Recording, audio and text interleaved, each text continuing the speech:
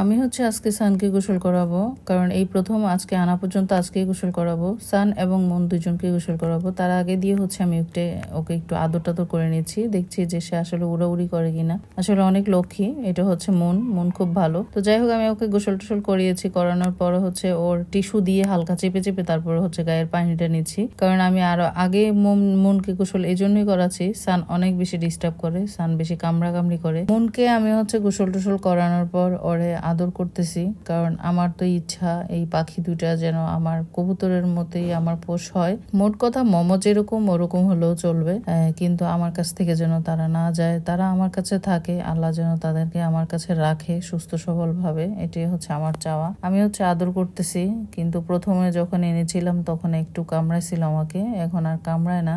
এখন আমি সানকে আনছি, সানকে আইনা গোসল টোসল করাই আমি ওর টিস্যু পেঁচায় বসে রাখছি। টিস্যুটা পেঁচানোর মানে টিস্যু থেকে খুব সহজেই পানি নেওয়া যায়, আর সেজন্য আমি টিস্যু পেঁচায় বসায় রাখছি।